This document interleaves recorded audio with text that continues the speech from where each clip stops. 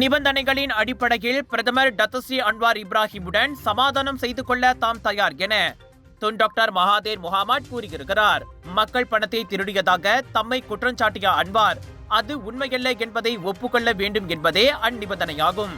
அதோடு பத்துபுத்தே தீவு பிரச்சனையில் தம்மை தேச துரோகி என அன்வார் சுமத்திய குற்றச்சாட்டும் முற்றிலும் அபத்தமானது. Saya ambil tindakan saman fitnah kepada dia.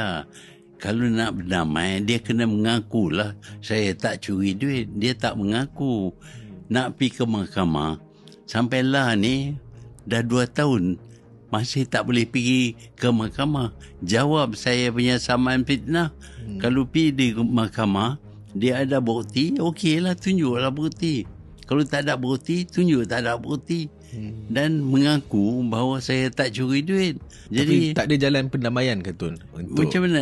Damai boleh dengan syarat dia mengaku bahawa tuduhan dia bahawa saya curi duit itu tidak benar. Kalau dia mengaku yang tu, saya sangguplah. அக்குற்றச்சாட்டுக்கான ஆதாரங்களை Anwar இன்று வெளியிடுவார், நாளை வெளியிடுவார் என காத்திருந்து 2 வருடங்களாகிவிட்டது. ஆனால் இன்னும் அவர் அமைதியாகவே இருப்பதாகவும் மகாதேர் கூறினார்.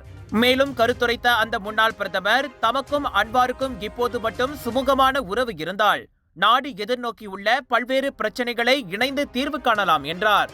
ஆனால் பிரச்சனை என்னவென்றால் PKR கட்சியின் தலைவருமான அன்வார் மற்றவர்களின் ஆலோசனைகளை கேட்பவர் அல்ல என மகாதேர் கூறிக்கொண்டார். இவ்வேளையில் மலேசியா வந்த சில வெளிநாட்டு தலைவர்கள் தம்மை சந்திப்பதை அன்வார் தடுத்துள்ளதாகவும் மகாதேர் குற்றம் சாட்டினார். 2-3 வெளிநாட்டு தலைவர்கள் அப்படி தடுக்கப்பட்டிருப்பதாக அப்பச்சிரித்தா எனும் பாட்காஸ்ட் பேட்டியின் போது அப்பெருந்தலைவர் கூறினார். அந்த தலைவர்கள் எனக்கு அறிமுகமானவர்கள். மலேசியா வந்தபோது என்னை சந்திக்க விரும்பினார்கள். ஆனால் அவர்கள் தடுக்கப்பட்டார்கள் என மகாதேர் கூறினார். மலேசியா அரசியல் அரங்கில் 40 ஆண்டுகளை கடந்தும் அன்வார் மகாதேர் இடையிலான உறவு நீர் பூத்த நெருப்பாகவே உள்ளது.